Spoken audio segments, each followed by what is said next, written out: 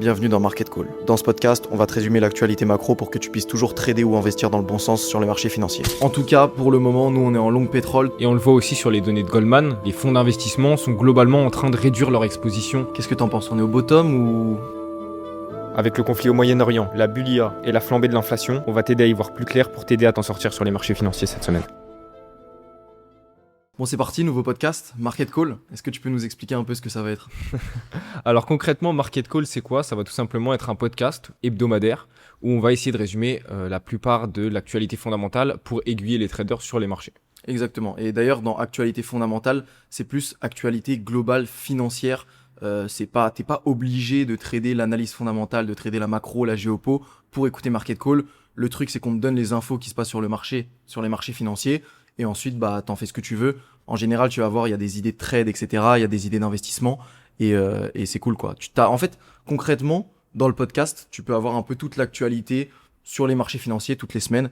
Donc, on va faire ça toutes les semaines. Ça va être très, très, très méchant. Ça va être très cool. Let's go. Premier sujet, conflit USA-Iran. En vrai, là, c'est le truc un peu qui revient le plus en ce moment. Conflit USA-Iran, Donald Trump, l'Iran. Ça se passe très mal, on le sait. Qu'est-ce que t'en penses ? Bon, moi je pense que déjà ça commence à faire très très très très long. Et je pense que, je pense ne pas me mouiller en disant ça, c'est un conflit sans fin. C'est un conflit qui n'aboutira jamais à quelque chose de positif et que ça va juste devenir une partie intégrante du marché en lui-même et que petit à petit ça va s'estomper. Et voilà. Ouais, là on le voit, hein, c'est un peu ce que les marchés price parce qu'actuellement on a quand même des gros problèmes dans la zone et au final on n'a pas forcément de baisse sur les indices américains. Donc pour le coup, les marchés ont clairement intégré. Pour ceux qui savent pas ce que c'est le conflit USA-Iran concrètement, c'est que de base, le conflit part sur un conflit plutôt nucléaire, on va dire. Donc c'est Donald Trump qui attaque l'Iran parce qu'il a envie qu'en fait ils arrêtent leur armement nucléaire. Sauf que l'Iran, eux, ils veulent pas. Donc ça crée beaucoup de conflits dans la zone. Et là, actuellement, on avait eu aussi des cessez-le-feu. Et là, c'est un peu reparti. Donc là, il y a des frappes. Ça fait 6 nuits d'affilée qu'on a des frappes des USA vers l'Iran. L'Iran, eux, ils peuvent pas répliquer avec des missiles vers les USA. Et donc, du coup, ils s'attaquent juste aux pays alliés, enfin, aux pays qui sont censés être leurs alliés à la base, historiquement, mais qui sont du coup dans la zone. Donc le Koweït, le Qatar, etc. Et ouais, c'est très compliqué. Du coup, ce qu'on avait eu, c'était intensification du conflit. Ensuite, on avait eu une sorte de cessez-le-feu, etc., même carrément un cessez-le-feu. Et là, ça y est, on est reparti sur le conflit, quoi. Après, concrètement, en réalité, les cessez-le-feu, ils ont jamais vraiment tenu. Hein. Ça a beaucoup été, c'est pas du marketing, mais ça a beaucoup été du bruit. Les premières semaines, le premier cessez-le-feu, certes, ça a apporté du gros positif sur le marché, mais quand ils ont compris que c'était pas du tout respecté, en fait, l'impact, il a été totalement cancel du marché. Et on l'a vu dernièrement, sur les dernières semaines, potentiels accords. Tous les jours, on avait potentiel accord demain, potentiel accord. Mais en réalité, on savait très bien que ça allait jamais aboutir à un accord permanent, du moins. Peut-être que tu aurais eu un accord potentiel court terme sur un cessez-le-feu de 30 jours, mais qui dans tous les cas n'aurait pas été respecté. En vrai, on va pas se mentir. Moi, je m'attendais pas forcément à ça de la part de Donald Trump avant qu'il vienne au pouvoir. En vrai, j'avais rien contre Donald Trump avant qu'il vienne au pouvoir. Mais maintenant, je me rends compte qu'en fait, depuis qu'il est au pouvoir, il dit tout et son contraire. Genre le mec, dans la même semaine, il peut dire c'est bon, le conflit est réglé avec l'Iran, vous inquiétez pas, c'est bon, on va faire un accord, etc. Et ok, on va les bombarder ces bâtards, tu vois. Donc en fait, il peut absolument tout dire, et c'est ce qu'on voit aussi sur les marchés. Ça devient un peu beaucoup plus complexe de trader parce que Donald Trump, à tout moment, il peut te lâcher des dingueries. Et les marchés, heureusement, Dieu merci, ils l'écoutent un peu moins quand même. Ouais, mais du coup, t'as quand même une disparité entre certains dires qui peuvent avoir un gros impact. Où là, en l'occurrence, c'est vraiment des discours qui sont imprévisibles totalement. Et on a la quasi-totalité de ces discours, je dirais 90% de ces discours, 95% de ces discours qui n'ont plus aucun impact sur le marché parce que les investisseurs, les traders, les fonds ont tous compris que c'était du vent. Ouais, en fait, il peut dire tout et rien. Et donc concrètement aussi, par rapport à Iran-USA, donc le gros problème du conflit, c'est pas qu'il y ait des missiles qui sont envoyés à l'autre bout du monde. Ça, en vrai, les marchés, la plupart du temps, ils s'en foutent un peu, on va pas se mentir, mais c'est vraiment le contrôle du trafic du détroit d'Ormuz que ça implique en fait. Concrètement, vu qu'il y a des missiles qui passent, on sait que l'Iran, collé au détroit d'Ormuz, etc. Le fait que le détroit d'Ormuz, il y a 20% du pétrole mondial qui y passe, donc par paquebot, par bateau, etc. Mais maintenant, forcément, s'il y a des missiles qui sont échangés juste au-dessus de leur tête. Forcément, les bateaux, ils hésitent à passer. En plus de ça, maintenant, l'Iran met des contrôles. Donc en fait, il y a beaucoup moins de bateaux qui passent. Donc du coup, le pétrole est moins échangé, est moins exporté dans le monde, importé, etc. Et donc du coup, forcément, l'offre et la demande est déséquilibrée au niveau du pétrole et les prix flambent, quoi. Et donc du coup, en fait, cette guerre, ce conflit, il peut avoir d'énormes répercussions sur l'inflation. D'ailleurs, on va en reparler, hein. Ce podcast, on est là vraiment pour parler un peu de tous les marchés financiers. On va essayer de parler un peu intermarché, que ce soit au niveau des commodities, au niveau de la géopolitique, de la macro, au niveau des entreprises, du Bitcoin, du FX. Nous, on est des traders FX avant tout, donc forcément, il y aura aussi de ça. Mais ouais, donc concrètement, en fait, on arrive à un point où l'approvisionnement en pétrole commence à être assez complexe quand même, hein, assez complexe. Comme tu l'as dit, le point qui est important et que tout le monde doit comprendre, c'est que le conflit en lui-même, tout ce qui est missiles, bombardements, etc., tout le monde en a rien à battre. C'est quel impact ça a derrière sur l'économie, sur les marchés financiers. C'est vraiment ça sur ce à quoi il faut se concentrer pour essayer d'anticiper les mouvements sur le marché. Et on est quand même toujours dans une situation qui est très complexe. Après, je pense ne pas mouiller pour dire non plus que y a très peu d'espoir de voir non plus le trafic reprendre à 200%, quoi. Ah oui, de toute façon, même tu regardes les probabilités sur Polymarket, on est extrêmement bas.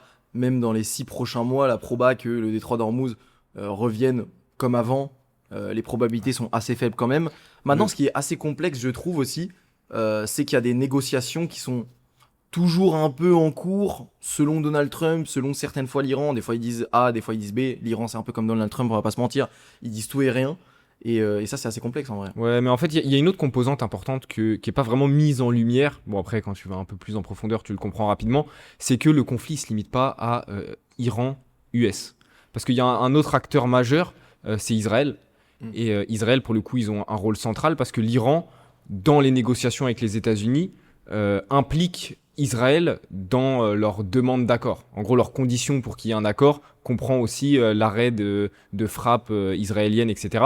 Sauf qu'Israël, eux, n'en ont absolument rien à battre et ne se coordonnent pas spécialement avec les États-Unis. Et c'est ce qui pose problème et c'est ce qui bloque aussi un accord. Parce que demain, Trump peut dire « Ok, on arrête d'envoyer des missiles », mais si Israël continue, eux, à faire la guerre, l'Iran ne signera pas d'accord avec les États-Unis. Donc c'est quand même une situation beaucoup plus complexe que juste un commun accord entre l'Iran et les États-Unis. Non, mais actuellement, moi j'ai l'impression, je suis totalement d'accord, hein, j'ai l'impression que aussi c'est beaucoup une guerre, en tout cas un conflit très culturel, religieux.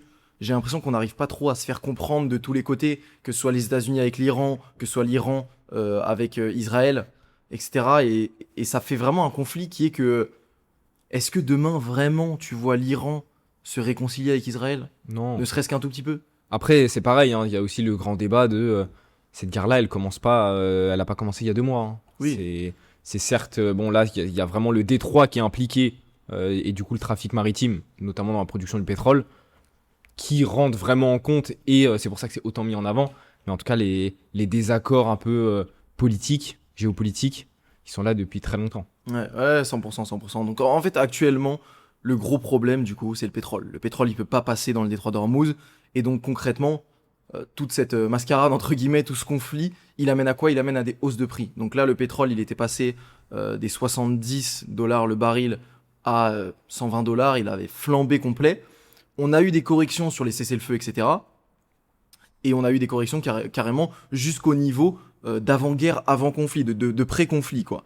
Et à ces niveaux-là, d'ailleurs, c'était à ces niveaux-là où nous, on a commencé à regarder pour des achats, parce que déjà, on re-rentrait potentiellement dans le conflit. Ça s'est avéré ensuite. On a eu des bonnes reprises, mais pas non plus des reprises jusqu'aux $120. Donc actuellement, on est en position haussière sur l'US Oil. Ça se passe très bien. On l'a partagé comme d'habitude, etc. Et concrètement, c'était un play quand même assez intelligent et assez logique quand tu suis tout ce qui est macro, géopo, etc. On va pas se mentir, on avait des prix qui revenaient à pré-conflit en fait. Donc c'était pas du tout logique quand on voyait les intensifications. Et on a juste attendu l'entrée des acheteurs, on est rentré et ça s'est bien passé pour nous. Et concrètement, qu'est-ce que tu penses? Est-ce que tu penses que l'Iran va continuer de contrôler le détroit d'Ormuz encore longtemps? Est-ce que c'est complexe pour le pétrole ou ça va finir par se calmer cette histoire? Moi, je pense que dans tous les cas, on est arrivé dans un moment où la situation est trop tendue pour qu'elle s'améliore drastiquement. Et c'est pareil, amélioration ne veut pas dire reprise à 100% du trafic. Demain, ne serait-ce que d'avoir 30% du trafic, reprendre 30% de trafic par rapport à ce qu'il y avait avant, c'est déjà une avancée assez positive. Mais est-ce que ça fera down les prix du pétrole en dessous des niveaux pré-conflit? Je pense pas. Donc je pense qu'on a quand même une sacrée marge, de manœuvre plutôt haussière. Et bon, moi personnellement, je suis assez pessimiste sur les espoirs d'accord. Pareil, le problème étant que la seule chose qui pourrait vraiment faire avancer les choses, ce serait un accord pour moi permanent, quelque chose vraiment de très encadré, un accord permanent quoi. Sauf que je ne vois pas dans quel monde on aura un accord permanent. À la limite, on aura un accord de cessez-le-feu de peut-être 60 jours, 90 jours, mais qui déjà a été probablement signé précédemment sans avoir été respecté. Donc en réalité, est-ce que je vois une avancée vraiment positive du conflit? À court terme, non. À moyen terme, non. À long terme, probablement, ça s'estompera. Mais en tout cas, moi, je pense que j'ai une vision toujours assez pessimiste du conflit. Ouais, je suis d'accord, j'ai une vision aussi assez pessimiste du conflit. Concrètement, on a beaucoup plus de marge à la hausse qu'à la baisse pour le pétrole, c'est aussi pour ça qu'on était en position, et c'est pour ça qu'on a maintenu nos positions et qu'on est toujours actuellement dedans. Donc concrètement, ce qu'il faut en retenir en fait de cette analyse géopo, c'est juste que potentiellement les prix du pétrole vont continuer d'augmenter. En tout cas, on tend à ça potentiellement, c'est probable, on va pas se mentir. Et donc du coup derrière, tous les problèmes d'inflation que ça va apporter, les problèmes parce que tout simplement les prix du pétrole vont augmenter. Donc forcément le consommateur derrière pour acheter, ça va être beaucoup plus compliqué, que ce soit le pétrole, mais aussi tout, parce qu'il y a tout qui est approvisionné par le pétrole. Absolument tout sur cette table par exemple, c'est pas parce qu'il n'y a pas de pétrole dedans que ça n'a pas été ramené grâce à du pétrole, importé grâce à du pétrole. Donc ça pose des gros problèmes inflationnistes et pour le moment on sait ce que ça peut faire potentiellement. Qui dit gros problème inflationniste dit potentiellement hausse de taux ou en tout cas maintien des taux encore plus longtemps. C'est mauvais pour nos investissements sur les indices américains et voilà quoi. Donc c'est ça en fait. Voilà. Concrètement un peu le but aussi de ce podcast, le but de toutes les visions qu'on va vous donner, c'est aussi de se dire ok, c'est pas juste analyser la géopo pour faire de la branlette intellectuelle. Tu vois, t'analyses la géopo, t'analyses la macro pour vraiment avoir des grosses tendances de fond et pour trader dans le bon sens, investir dans le bon sens. Actuellement, ça me paraît du bon sens de dire ne shortez pas le pétrole et ne vous attendez pas à de nouvelles baisses de taux. Chose importante aussi à noter, c'est que toi comme moi, on a une vision assez pessimiste du marché actuel, principalement lié au conflit. Mais on voit quand même que le S&P ces dernières semaines, ces derniers mois, a eu toujours une très bonne croissance. N'a pas été vraiment impacté par ce sentiment plutôt risk-off sur le marché, de peur, en tout cas de la part des investisseurs, notamment grâce à l'IA. Je sais qu'il s'est passé pas mal de choses un peu autour de l'IA cette semaine, ces dernières semaines. Yes, concrètement, pour remettre un peu dans le contexte, pour ceux qui savent pas, on a eu une grosse bulle IA, on peut appeler ça comme ça. Est-ce que d'ailleurs toi tu penses que c'est une bulle IA? Oui, complet. Ouais, c'est une bulle IA. Je suis d'accord. Concrètement, on a eu en tout cas des grosses flambées de prix sur toutes les actions qui parlaient d'IA, toutes les actions qui bénéficiaient à l'IA, que ce soit les semi-conducteurs pour les puces, etc. Mais là, actuellement, on a quand même eu des réalisations des investisseurs qui se sont dit, ok, peut-être qu'on a un peu trop abusé sur nos placements sur l'IA. Et donc là, on voit des grosses corrections, notamment là sur les 10 derniers jours. Donc l'indice SOX, c'est l'indice Philadelphia semi-conducteur. Donc en gros, un indice qui répertorie assez facilement du coup la croissance de l'IA par rapport aux investissements. Là, il a pris moins 11% en 10 jours, ce qui est en vrai assez logique. On avait tellement pris. Ouais. En fait, la narrative initiale, elle était plutôt logique. On a eu surtout, avec le développement de l'IA, toutes les grosses sociétés de semi-conducteurs et d'IA globalement, qui ont extrêmement investi sur le long terme, donc ont vraiment investi dans le développement de puces, etc., pour le développement de l'IA. Ça a créé un enthousiasme assez fort, parce que qui dit gros investissement, dit potentiellement grosse croissance derrière. Les investisseurs, ils ont vu ça comme grosse opportunité, logique. Et du coup, on a eu vraiment de l'investissement massif dans ces sociétés-là, ce qui a poussé vraiment le S&P 500 à la hausse. Sauf que dernièrement, il y a une grosse réalisation, comme tu dis, de potentielle surévaluation et d'attente de rendement beaucoup trop élevée par rapport à ce qui est réaliste, tu vois. Ouais, clairement, de toute façon, on peut le dire, hein, les dernières hausses du S&P 500, tu peux honnêtement dire qu'à 80%, on est sur l'IA. Les investisseurs, on a tous acheté parce qu'il y a l'IA. Tu te dis que voilà, l'IA commence à prendre des proportions de fou. Concrètement, on va pouvoir avoir une hausse de fou sur tout ce qui est en train de se faire, etc.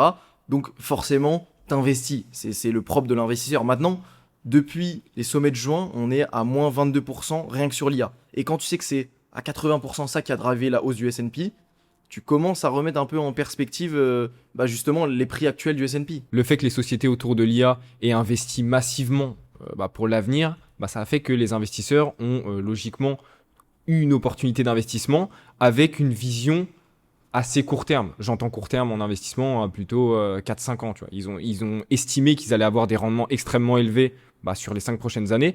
Sauf qu'en fait, ils se rendent compte que le développement, il n'est peut-être pas aussi rapide que ce qu'ils pouvaient anticiper précédemment. Et qu'en fait, au final, on n'aurait pas les rendements estimés sur 5 ans, mais peut-être sur 10 ou 15 ans. Et ce qui fait que, forcément, il y en a qui sont déçus, qui n'ont pas envie d'attendre le double, voire le triple du temps qu'ils avaient estimé initialement, ce qui a poussé à des prises de profit. Ça ne veut pas dire que le marché est en train de totalement s'inverser autour de l'IA, que plus personne ne croit en l'IA, mais ça veut tout simplement dire qu'il y en a certains qui prennent des profits.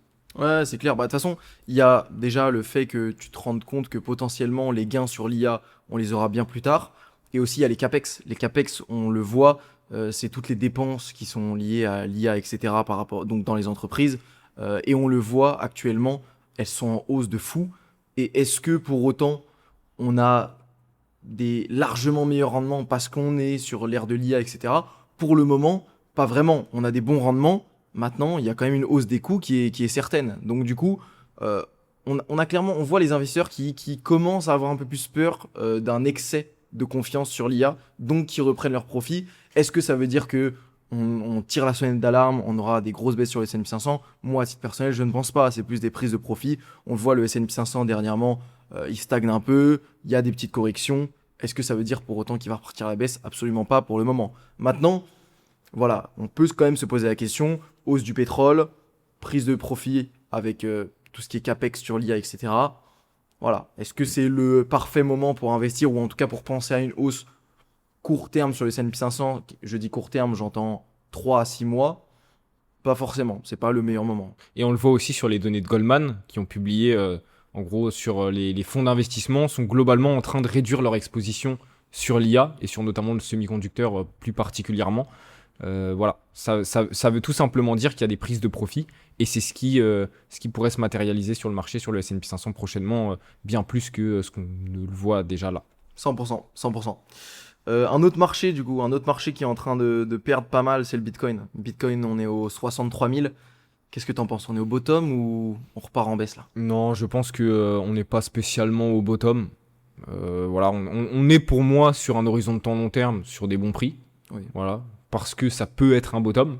Mais j'ai pas la science infuse, je ne saurais pas dire si ça l'est ou pas. Je pense qu'on peut clairement aller chercher plus bas au vu de la situation actuelle. Maintenant, est-ce que c'est des bons prix pour de l'investissement long terme? Oui, bien sûr.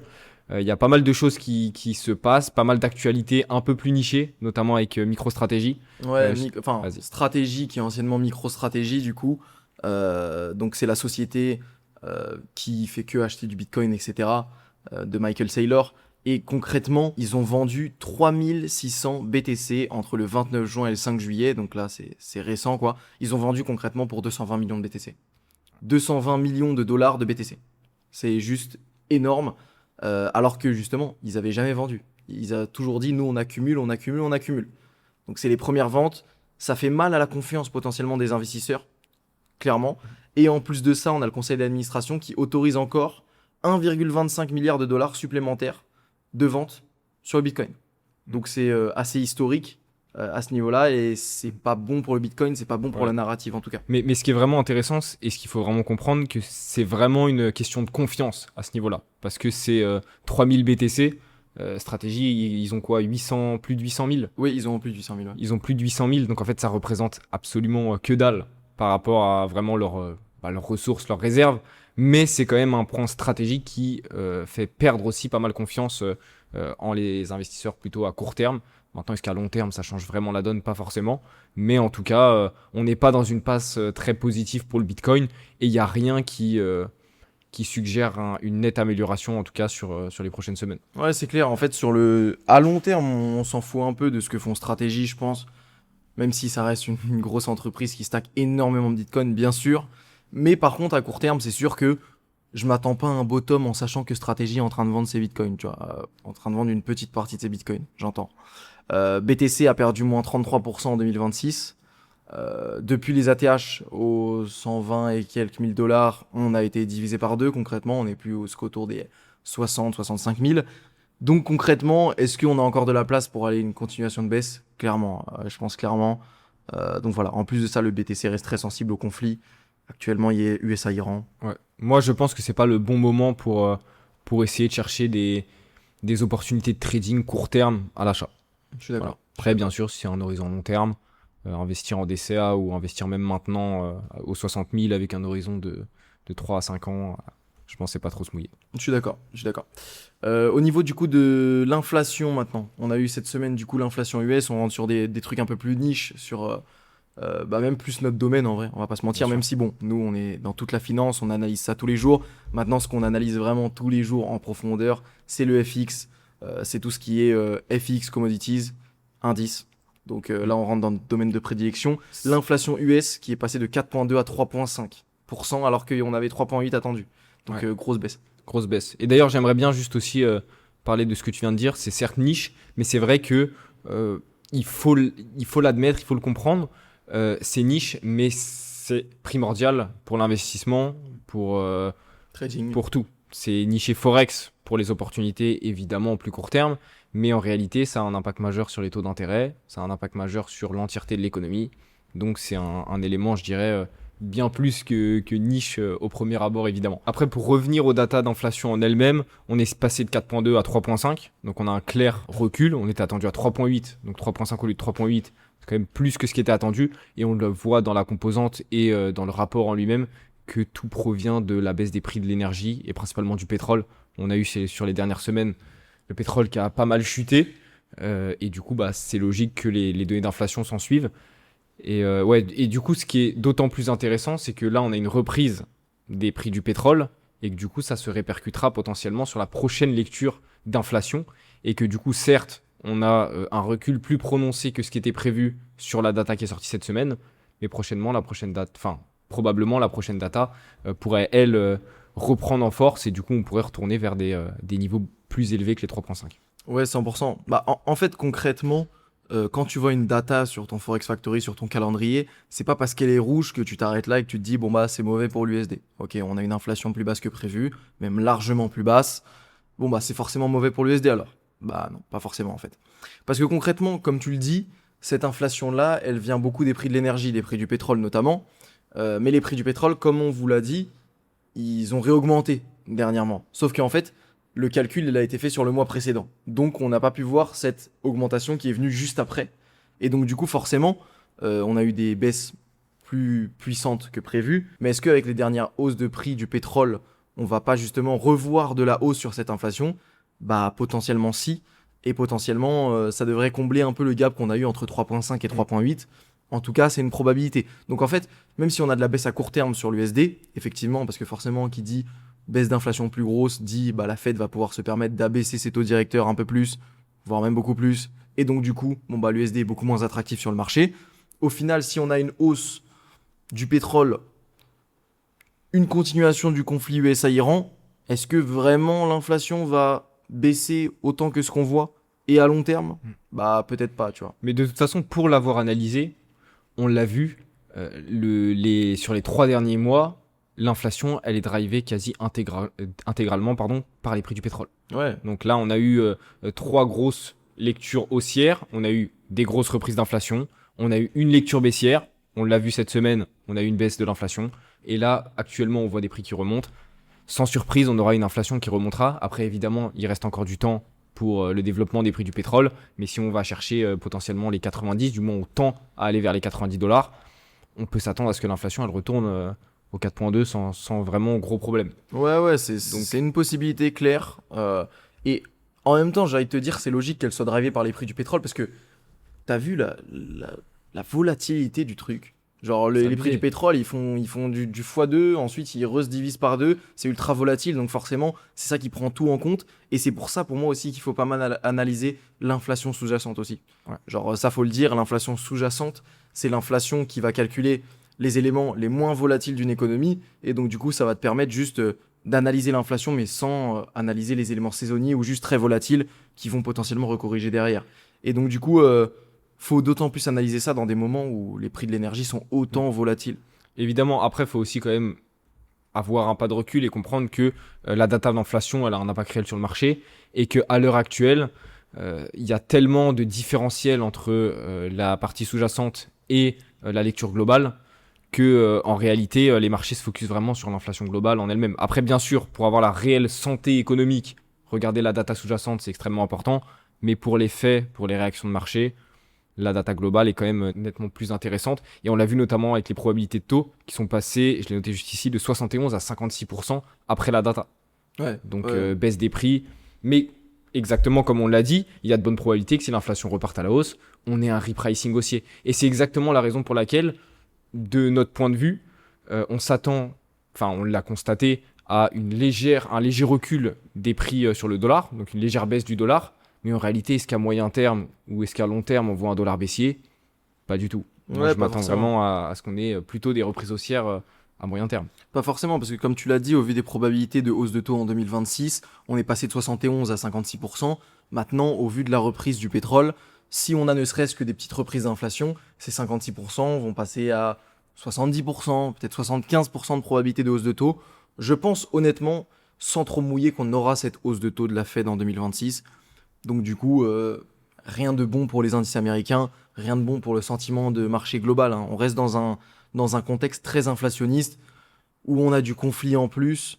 Enfin, c'est pas un contexte qui est très propice à des grosses performances du S&P 500, notamment quand tu ajoutes justement cette bulle IA qui n'a pas explosé, il faut pas abuser, mais on a quand même des grosses prises de profit des investisseurs, et que tu sais que durant les dernières années, le S&P 500 a ultra surperformé par rapport à ses données historiques. Donc concrètement, ouais, si tu es investisseur, c'est peut-être pas le moment d'être en full S&P 500. Sans compter que là, on parle vraiment de données d'inflation.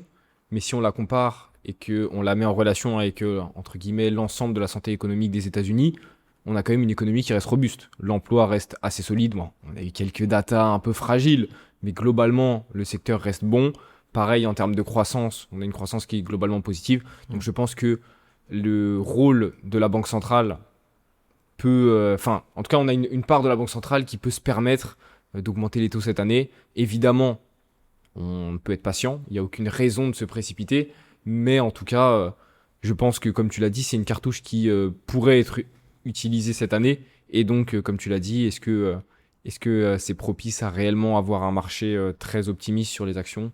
Pas forcément, Pas ouais. forcément. Ouais, ouais, c'est clair, pas forcément. Et du coup, ça nous amène un peu à du plus global sur le FX. Concrètement, ce qui est assez intéressant actuellement, en fait, actuellement, les marchés FX, on va pas se mentir, en vrai, ils sont pas très intéressants à trader. On est l'été, il n'y a pas beaucoup de données vraiment primordiales. Par contre, ça c'en est une. C'est une donnée très intéressante. Et du coup, on a actuellement des grosses visions sur l'USD, mais sur tout le reste, ça reste quand même très flou, on va pas se mentir. C'est pour ça qu'actuellement, on est juste en prise de position sur le pétrole, parce que, bah, en fait, si tu analyses un peu la macro globale, il n'y a rien de très très intéressant qui pourrait te créer un gros edge sur le marché si tu tradais autre chose. Donc actuellement, c'est du full pétrole. Mais sinon, du coup, concrètement, l'USD, je le vois quand même à la hausse sur le moyen terme. Déjà, on avait eu la baisse de 2025 de l'USD. Là, on a eu la reprise de 2026 qu'on prévoyait totalement d'ailleurs début 2026. Et je pense que cette hausse pourrait continuer, même si on a des baisses à court terme au vu d'une inflation plus basse. Comme on l'a dit, au vu du pétrole, je pense que cette inflation plus basse que prévu, faut faire très attention. C'est pas du tout un gain, enfin une victoire de la Fed sur l'inflation. Loin de là, genre. En fait, si on veut vraiment avoir une vision poussée de l'inflation et de la tendance de l'inflation bah, aux États-Unis ou même plus globalement de l'inflation mondiale, on a juste à regarder les prix du pétrole. Les prix du pétrole ont certes dernièrement chuté, on est retourné à des niveaux quasi avant conflit. On a une grosse reprise haussière qui, bah, selon nous, pourrait toujours se prolonger, d'où notre position actuelle qu'on laisse tourner et qui tourne d'ailleurs très bien. On pourrait avoir des reprises d'inflation, notamment mondiales, et c'est la raison pour laquelle, principalement, on a une vision assez haussière de l'USD. Ouais, 100%. Et justement, sur ces risques d'inflation mondiale, est-ce que tu penses que ça y est, genre, on est reparti sur un cycle d'inflation comme en 2022-2023, ou c'est juste saisonnier? Moi, je pense que dans tous les cas, je sais pas si on aura des reprises abusées avec un cycle vraiment haussier. Je pense pas qu'on repartira à des niveaux comme pendant le Covid ou quoi que ce soit. Mais je pense par contre qu'on va arriver dans une ère où l'inflation va rester beaucoup plus haute, plus longtemps que ce qui était prévu. Je m'attends pas du tout à ce qu'on revienne dans les fourchettes des banques centrales qui sont entre 2 et 3%. Je pense qu'on va quand même rester globalement bien au-dessus et que c'est cette longévité d'inflation élevée qui posera problème sur le marché bien plus que voir une reprise d'inflation à remonter à des niveaux absolument décents. Ouais, non, mais concrètement, le détroit d'Ormuz, on va pas se mentir, c'est quand même une grosse plaque tournante. Et actuellement, faut se dire que l'Iran, bon, voilà, c'est non copyright ce que je dis, mais il y a des grosses probabilités qu'il fasse passer des péages dans le détroit d'Ormuz, hein, des péages payants. Donc concrètement, très compliqué. Et ces hausses de pétrole, c'est pas juste une hausse du pétrole, c'est une hausse d'absolument tout ce qui nous entoure. Tout est importé grâce au pétrole, que ça passe par l'avion, le bateau. Donc ça pose un gros risque sur la chaîne d'approvisionnement globale. Et l'inflation mondiale derrière peut être touchée. Et c'est ce qu'on a vu d'ailleurs. Moi, honnêtement, je pensais pas que juste l'impact du détroit d'Ormuz aurait autant d'impact sur l'inflation mondiale. À titre personnel, c'était pas forcément ma prévision. Et au final, j'ai été assez bluffé, genre stupéfait de voir ça, quoi. En fait, je pense surtout qu'on n'anticipait pas que ça prenne une telle ampleur Ouais. sur le long terme. Parce qu'en réalité, si je t'avais dit que la situation, ça aurait été ça, tu m'aurais dit oui, bon, logique que l'inflation explose. Mais en réalité, on s'attendait juste surtout pas à ce qu'il y ait un conflit aussi long, du moins vraiment ciblé sur le détroit, quoi. En tout cas, pour le moment, nous, on est en long pétrole, donc voilà. Si j'ai des prévisions, les gars, vous attendez pas forcément à des baisses d'inflation de sitôt. De toute façon, nous, sur la narrative qu'on peut analyser en ce moment, évidemment pas la science infuse, mais je dirais que c'est pas vraiment le bon moment pour long les indices américains et que c'est plutôt un moment pour placer ses billes sur les prix du pétrole. Cette semaine, il n'y a pas eu d'énormes news. En tout cas, bon, on a eu surtout le CPI US, ultra important. Mais sinon, Banque du Canada, on a eu la Monetary Policy, maintien des taux directeurs. Qu'est-ce que t'en as pensé? Honnêtement, je crois qu'il n'y avait pas grand-chose à en retenir, hein. Non, bah en fait, de toute façon, la chose importante, c'est que les banques centrales, elles analysent exactement les mêmes choses que nous. Et nous, comme on en a parlé, on constate la hausse des prix du pétrole. Et donc, en fait, ce qu'on a vu cette semaine avec la Banque centrale, c'est que pour le moment, économiquement, ça passe. Mais le gros risque, c'est les risques de reprise d'inflation à cause de la hausse des prix du pétrole. Et du coup, la réunion, elle a été logique, à savoir maintien des taux, parce que aucune raison d'être agressif à ce moment-là. Et après, dans le discours qu'on a pu voir, que ce soit dans le statement, donc dans le compte-rendu de la réunion, ou même dans les dialogues du gouverneur juste après, c'est que pour le moment, la Banque centrale, elle reste attentive à ce qui va se passer par la suite, donc globalement l'inflation et l'économie, mais principalement l'inflation, et qu'elle agira en conséquence. Pour le moment, comment on l'interprète nous de notre côté? On l'interprète nous on voit que potentiellement les prix pourraient repartir à la hausse prochainement après ce mini down à cause des baisses des prix du pétrole. Là, on pourrait avoir une reprise. Donc en fait, on sait très bien qu'on peut s'orienter plutôt vers une politique qui va tendre à être un petit peu plus restrictive par la suite. Et en réalité, le ton de la Banque centrale est logique et il se mouille pas vraiment. Ouais, c'était clairement anticipé par les marchés. En général, dans ces monetary policy-là, t'as rien à en retirer sur la devise, hein. Je suis pas particulièrement plus baissier ou haussier sur le dollar canadien. Parce qu'on peut aussi en parler globalement de notre style de trading. Nous, 95% de ce qu'on trade, c'est du FX. Donc en général, en swing, 95% du temps, c'est en swing. On trade très peu sur le très court terme. Ça peut nous arriver de trader sur du 15-30M, mais en général, 95% du temps, c'est du swing sur du forex. Là, on est en prise de position sur le pétrole parce qu'il y avait que ça d'intéressant. Mais généralement, c'est plus du FX. Et en général, on va essayer justement de trader un peu ce type de choses. On va essayer de regarder les monetary policy, toutes les données macro qui sortent pour avoir un peu en fait, un hedge sur le marché, un réel hedge avec des réelles données économiques qui sortent. En fait, la chose à comprendre, c'est que trader en swing, comme on le fait nous, en analysant les fondamentaux, c'est du pain béni. En fait, si tu le fais correctement, anticiper les tendances sur le marché, c'est pas vraiment compliqué. Et on le voit notamment, en fait, toutes nos idées, elles se créent. On sait très bien qu'on va pouvoir capitaliser dessus prochainement, notamment si on se base sur les attentes de taux. Comme on l'a vu aux États-Unis, on est passé d'attentes de hausse de taux de 70 à globalement 50%. Bon, je pense que c'est pas se mouiller de savoir que on va retendre vers des probabilités de hausse de taux beaucoup plus élevées, au moins revenir au niveau des 70%. Et donc on sait que il y aura des opportunités à jouer, principalement à l'achat sur l'USD. Et en fait, en analysant le marché, en comprenant ce qui se passe et en analysant vraiment en profondeur les datas, c'est assez simple de trouver des opportunités assez intéressantes. En vrai, moi, je trouve que genre ce qu'on trade, c'est vraiment l'un des trucs les plus simples, hein, on va pas se mentir. Le forex avec la macro en swing, c'est vraiment, comme tu as dit, en fait, juste une fois que t'as les infos, t'as les datas, que t'as un cerveau qui marche, parce qu'en vrai, c'est pas si compliqué que ça, il faut s'y mettre, mais c'est pas si compliqué que ça. Trader dans une bonne tendance, ça devient assez simple. Et en fait, c'est plus est-ce que tu vas te faire sortir ou est-ce que ça va bien continuer dans ta tendance. Mais en général, quand tu trades dans la tendance, mis à part si tu te fais sortir pour que ça reparte ou que tu avais totalement foiré ton analyse, c'est très rare de se faire sortir sur beaucoup de trades. Donc pour le coup, moi je trouve que c'est vraiment le truc le plus simple à trader. De toute façon, on le voit en vrai, les hedge funds qui tradent, c'est comme ça. Ça peut être comme ça sur les indices, ça peut être comme ça sur les comos. Dans les FX desk, ça sera comme ça sur le FX. Mais c'est comme ça, c'est tu trades sur du moyen terme, sur une semaine, 2 semaines, tes positions, et t'essayes du coup de faire du profit par rapport à tes analyses macro pour trouver des tendances. Honnêtement, je trouve que t'as même pas besoin d'être un crack pour vraiment déterminer des bonnes tendances sur le FX. T'as juste à avoir un cerveau qui marche et c'est good quoi. De toute façon, le trading, selon moi, se résume en 3 piliers, pour être assez grossier. Ce qui va être l'analyse, ce qui est le plus simple, trouver une direction sur le marché en analysant les fondamentaux, se créer un hedge. Il suffit de lire un article et tu as déjà un hedge. T'es plus sur du 50-50, tu as une direction qui est logique, tu as un hedge. Ensuite, ça va vraiment être trouver l'exécution, donc un timing. Ça, c'est déjà beaucoup plus compliqué. Trouver le bon moment pour rentrer sur le marché. Et le troisième pilier, beaucoup plus compliqué, c'est manager. C'est-à-dire de être dans le marché et tirer profit, savoir quand sortir son profit, quand limiter la casse quand ça se passe pas bien, parce que ça se passe pas toujours très bien. Et c'est les 3 pans les plus compliqués. Et je dirais que l'analyse, c'est ce qu'il y a de plus simple. C'est pas vraiment compliqué. Et nous qui avons rencontré des traders institutionnels, qui avons parlé avec eux, la plupart du temps, quand ils nous parlent de position, quand on leur demande qu'est-ce qui vous a le plus marqué ou quoi que ce soit, ça a toujours été un play macro. Ouais. C'est un play vraiment sur qu'est-ce qu'ils ont analysé sur le marché, qu'est-ce qu'ils ont trouvé comme direction. Et ensuite, c'est comment ils l'ont exécuté. De toute façon, c'est comme ça qu'ils font. On l'a encore vu cette semaine. Cette semaine, là, on vient d'arriver au Panama. On a rencontré 2 traders. Un mec qui était déjà allé en institution.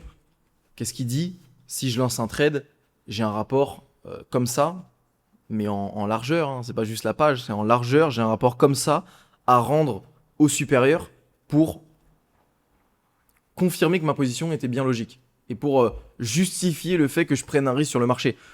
Je t'assure que le rapport comme ça, c'est pas des trendlines, c'est pas un support. Peut-être que ça peut rentrer en compte, une zone de prix intéressante. Mais sinon, c'est juste le contexte macro. Donc, pour le coup, je pense qu'on a une approche qui se rapproche beaucoup des traders institutionnels, clairement. Exactement. Et d'ailleurs, sur cette méthodologie-là, c'est exactement ce à quoi on a réussi à faire sur le pétrole. Principalement notre position sur le pétrole. On sait dans tous les cas que actuellement on est dans une situation assez complexe sur le forex, pas pour nous mais pour le marché global. On est en période entre guillemets de vacances, on a moins de volume sur le marché, un peu plus de volatilité mais potentiellement moins rationnel. Compliqué à trader, on a un contexte où y a moins de data macro qui font bouger le marché parce qu'on est dans une tendance vraiment très floue, très peu claire sur le marché. Et on a le conflit au Moyen-Orient qui fait un peu chier tout le monde. Donc on a un contexte qui est assez dégueulasse. Et c'est dans les moments justement où va y avoir des opportunités, va y avoir des billes à placer, mais que sur des moves qui sont obvious, mais qui sont plus rares. Ouais. Et c'est ce qu'on a fait notamment sur le pétrole. Ce qu'il faut savoir, c'est que nous, sur les dernières semaines, on n'a pas énormément tradé. Ça ne veut pas dire qu'on n'a pas été actif sur les marchés. Bien au contraire, on a analysé tout autant que d'habitude, voire même plus que d'habitude. Mais il y avait moins d'opportunités. Mais par contre, quand l'opportunité sur le pétrole s'est présenté, on a su mettre nos billes à ce moment-là et ça se passe actuellement très bien. Ouais, non mais 100%. L'opportunité pour nous, elle était logique. On était passé à des prix à $120 sur le pétrole parce que justement, il y avait eu ce conflit USA-Iran. Les prix corrigent parce que forcément, on a un cessez-le-feu, ça se repasse plutôt bien Donc forcément, les prix finissent par corriger. On revient à des prix pré-guerre, pré-conflit. Et là, une fois qu'on revient à ces prix pré-conflit, ça y est, le conflit il repart. Le cessez-le-feu est brisé. Donc qu'est-ce qui se passe? Les prix du pétrole continuent de baisser ou les prix du pétrole rebondissent justement? Les prix du pétrole vont finir par rebondir. C'est juste de la logique pure. C'est juste logique. Tu vois. De toute façon, si on compare la situation où le conflit a démarré, donc entre guillemets le J1, on a eu l'explosion des prix du pétrole à des niveaux stratosphériques. Certes, peut-être un peu élevés, d'accord, mais à des niveaux stratosphériques. Si on compare cette situation à la situation de maintenant, elle est bien pire. La situation actuelle est bien pire que J1. 100%. Donc en réalité, est-ce que c'est logique d'avoir des prix du pétrole à des niveaux avant conflit? Non. Absolument pas. Donc pour nous, c'était obvious d'exécuter. On sait qu'il y a une marge de manœuvre qui est encore beaucoup plus élevée. Après, évidemment, faut savoir sortir et prendre son profit à un moment donné. Mais pour le moment, moi, je suis assez optimiste sur le fait qu'on peut clairement aller chercher au minimum les 90 $. Ouais, clairement, c'est notre take profit d'ailleurs, c'est notre take profit les 90 $. Après avoir, si on s'en rapproche, on voit que les marchés continuent à être dans ce sens-là, on va pas prendre nos profits, on va juste trailer nos stops, etc. Donc take profit aux 90 $, take profit assez classique, et le stop, cette fois-ci on l'a même pas placé sur un point technique. En général, on fait un stop vraiment cohérent au niveau des fondamentaux, au niveau de la macro, mais on a un stop quand même cohérent aussi au niveau technique. Là, niveau technique, on n'a pas grand-chose sur le stop. On a juste un stop qui est en dessous des prix pré-conflit. Est-ce que, honnêtement, derrière la caméra, tu penses vraiment qu'on va aller chercher notre stop en dessous des prix pré-conflit alors qu'on est en plein dans un conflit qui est encore plus complexe, encore plus dangereux que le conflit qu'on avait eu au tout début? Parce que quand tu as un conflit J1, on ne sait pas, ça peut se résoudre en une journée, ça peut se résoudre en 10 jours, ça peut se résoudre en 2 mois. Là, on arrive, le conflit, il dure. On a des frappes tous les soirs, enfin toutes les nuits, etc. Donc on a quand même quelque chose de beaucoup plus compliqué. Le détroit d'Ormuz, pareil, là, l'Iran le dit clairement, ça y est, on a pris possession du détroit d'Ormuz, entre guillemets, fuck les États-Unis, tu vois.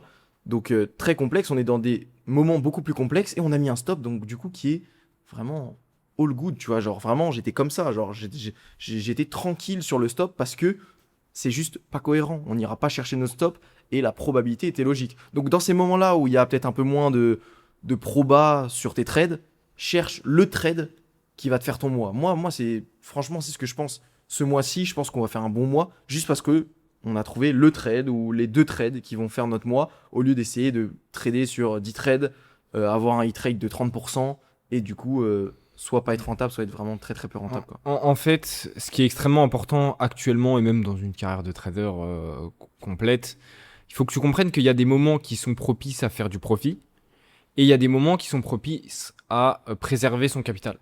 À l'heure actuelle, on est plutôt dans une période où il faut préserver son capital parce que les marchés sont beaucoup plus compliqués à trader. Ça ne veut pas dire qu'on ne peut pas faire de profit. On en est la preuve, on arrive à faire du profit sur ce mois, même si on a eu des mois précédents qui n'ont pas été bons. Voilà, on est honnête. Mais actuellement, on n'est pas en quête de profit, on est surtout en quête de préserver notre capital. Et on sait très bien qu'il va y avoir potentiellement cette année des moments beaucoup plus, des semaines, voire des mois entiers, où c'est le moment où il va falloir braquer les marchés, où il y aura beaucoup d'opportunités, où il faudra placer pas mal de billes. Et c'est dans ces moments-là qu'on fait notre année. En réalité, nous, nos années en trading, nos performances, elles sont faites sur 2, 3, 4, 5 mois de l'année. Et tout le reste, c'est des mois soit break-even, soit légèrement perdants. Mais en réalité, les grosses performances, elles viennent pas d'une moyenne de 5, 6, 10% par mois. Elles viennent tout simplement de gros mois dans une année.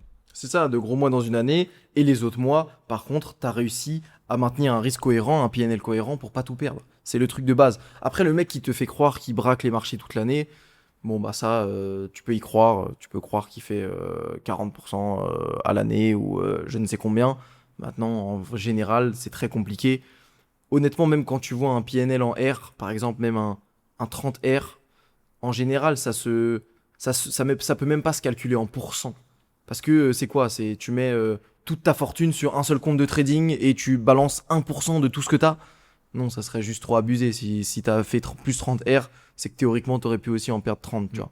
Faut comprendre que des performances importantes, il y en a sur le marché. Il y a des gens qui font du très gros profit tous les mois, ou tous les 2 mois, peu importe, qui ont des performances annuelles qui sont exceptionnelles. Mais la composante du pourcentage et le résultat, c'est pas la seule composante à prendre en compte chez un trader. Il y a la composante du risque qui est extrêmement importante. Il y a des gens qui arrivent pendant plusieurs années à faire du très gros profit, mais qui prennent des risques qui sont bien plus élevés que nous. Nous, on sait qu'il y a quasiment aucun monde où on crame nos comptes ou Même aucun. aucun. Oui, il y a aucun monde parce que voilà, il y a des stratégies qui sont mises en place.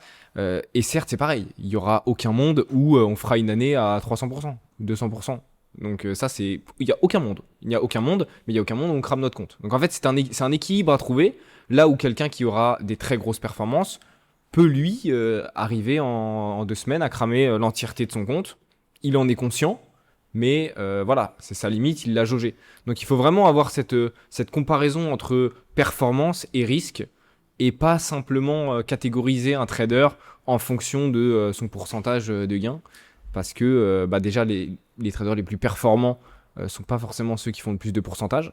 C'est ceux qui ont les plus gros capitaux. Et généralement, ceux qui ont les gros capitaux, c'est pas ceux qui prennent le plus de risques et c'est pas ceux qui font des 200% à l'année. Donc voilà, c'est les composantes vraiment à prendre en compte. Mais ça peut paraître débile pour certains.